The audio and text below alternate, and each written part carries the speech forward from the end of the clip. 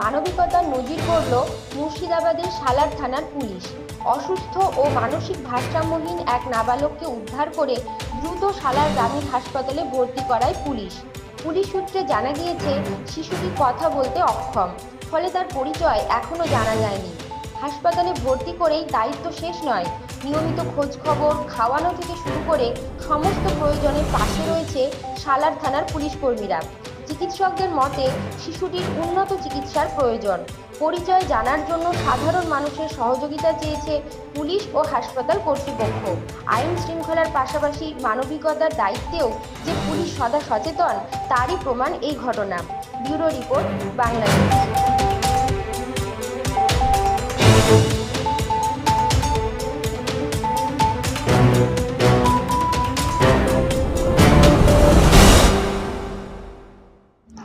আজকে একটা মানসিক ভারসাম্যহীন একটা নাবালক একটি পেশেন্টকে সালার থানা থেকে পুলিশ অফিসার এসে ভর্তি করে দিয়ে গিয়েছে আমাদের এখানে।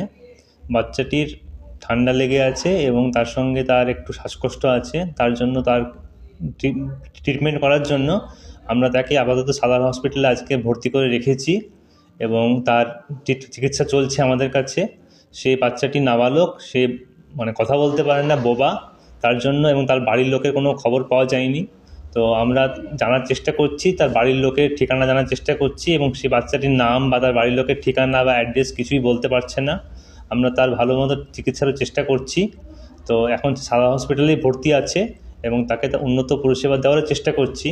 তো আমাদের তরফ থেকে আপনাদের কাছে, যারা এই ভিডিওটা দেখছেন, তাদের কাছে একটাই অনুরোধ থাকবে যে যদি আপনারা কেউ এই বাচ্চাটিকে চেনেন বা বাচ্চার বাড়ির লোকের কোনো খবর আপনারা জানেন, তাহলে আমাদের সঙ্গে সাদার হসপিটালে এসে যোগাযোগ করবেন। আমি সাদার হসপিটালের অন ডিউটি আজকের ডক্টর রহমান রাফসানজানি রামিজ।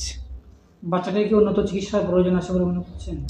বাচ্চাটার এখন আপাতত ঠান্ডা লেগে আছে, তার জন্য আমাদের সাদা হসপিটাল চিকিৎসা চলছে। কিন্তু তার সঙ্গে বাচ্চা যে কথা বলতে পারে না একদমই এবং কানে শুনতে পায় না, ডিফ অ্যান্ড ডাম আছে, তার জন্য ইএনটি বিভাগের স্পেশালিস্ট ডক্টর দেখানোর প্রয়োজন আছে। তার ব্যবস্থা আমাদের এখান থেকে করে দেওয়া হয়। বাচ্চার আপাতত যে অ্যাকিউট যে প্রবলেমটা আছে সেটা ট্রিটমেন্ট করা হলে ঠান্ডা লাগাটা কমলে বাকি সেই বিষয়ে গুরুত্ব দেওয়া হবে।